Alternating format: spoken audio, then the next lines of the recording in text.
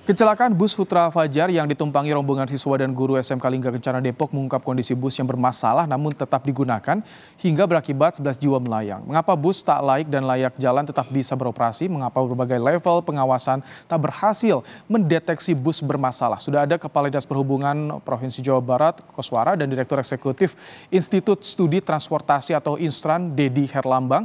Selamat petang Pak Koswara, Pak Dedi. Ya, selamat petang. Selamat Baik, petang, Pak Ibrahim. Baik, saya ingin ke Pak Dedi pertama. Pak Dedi, bagaimana Anda melihat? Apakah cukup dengan tersangka sopir ini atau harus ada yang bertanggung jawab lagi? Kalau melihat dari kasus ini, Pak Dedi.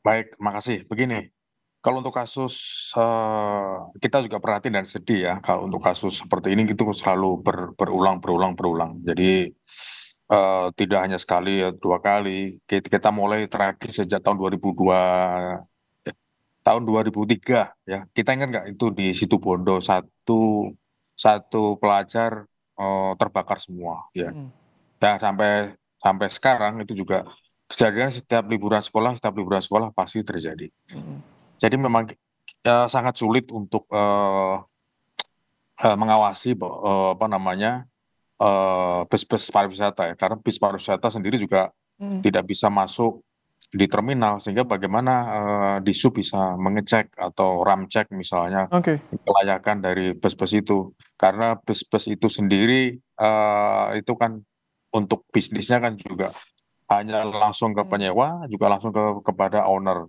Itu pun terkadang juga melalui broker-broker ya. Jadi Oke. susah untuk meneliti validitas itu. Kita berharap para penyewa sendiri yang lebih kreatif, inovatif untuk melakukan pengecekan apakah bisnisnya ini benar atau tidak. Nah, kalau kalau untuk masalah apa namanya sopir jadi tersangka, nah itu dia. Makanya saya juga ikut sesalkan. Kalau masalah sopir jadi tersangka itu memang ya, kalau di Mm, Undang-Undang 22 2009 memang hanya masalah driver yang selalu menjadi masalah. Namun, namun juga tidak bisa menarik pengusahanya PO tersebut, apakah itu dia sudah benar atau tidak. mm. Kalau mengenai masalah operasi, dia mengoperasikan bus, mungkin itu suatu kesalahan. Tapi kalau dia tidak melakukan akhirnya telat, yang seharusnya akhirnya itu dilakukan 6 Desember 2023. 23, ya. Nah ini tentunya ini bukan bukan kesalahan driver dong gitu loh. Baik, Ini itu kesalahan pengusahanya. baik. Kenapa? Sudah jelas mengapa Saya itu. ingin saya ingin bertanya ke Disub ya soal ini. Dari Disub Jawa Barat, bagaimana informasi yang diperoleh ini? Ujikir terakhir Juni, habis masa waktunya Desember 2023 ini, bisa mudah nggak sih pengawasan kepada bus atau PO bus yang seperti ini? Bagaimana, Pak Koswara? Ya, ya. Terima kasih, Pak Ibrahim. Eh, Kalau data atau informasi KIR itu sebenarnya sudah dipublish ya. Mm-mm. Ada aplikasi Spionam yang bisa diakses juga oleh masyarakat apabila ingin tahu nomor bisnya itu layak atau tidak layak itu beroperasi. Jadi masyarakat bisa, cuma memang ini perlu sosialisasi yang banyak ke masyarakat supaya mengetahui hal ini. Mm-mm. Nah, berkaitan dengan pengawasan, betul bahwa eh, khususnya di di daerah ya, di provinsi maupun di kabupaten kota, itu kewenangan pengawasannya itu ada di terminal. Oke. Karena yang menjadi kewenangan di sub daerah itu adalah angkutan umum yang trayek, yang berdasarkan trayek. Jadi kalau trayek itu simpulnya ada di terminal Kalau untuk untuk bus pariwisata pengawasan. seperti ini, bagaimana Pak Koswara? Nah, pariwisata ini kan tergolong layanan yang non trayek, tidak berdasarkan trayek yang ditetapkan. Jadi dia bisa antar provinsi, antar kota, antar provinsi bisa jangkauannya lebih jauh gitulah. Nah, Mm. kewenangannya itu ditarik kepada Kementerian Perhubungan untuk Oke. perizinannya. Namun pengawasan karena mereka juga ada di daerah lokasinya gitu, tempat usahanya dan kirnya juga ada di daerah. Oke. Untuk pengujian kir tetap menjadi kewenangan kabupaten kota gitu. Oke. Baik, baik. Pak Dedi, kalau misalkan Anda lihat, ada fakta oli dan angin rem bocor. Kemudian juga rangka bus ini berubah. Ini bagaimana sebetulnya pengaruhnya? Betul, makanya saya sampaikan juga. Kalau untuk masalah rangka bodi sudah berubah, itu kan berarti kan ada pelanggaran di strut awal 2026 kalau bus itu kalau saya lihat datanya ya.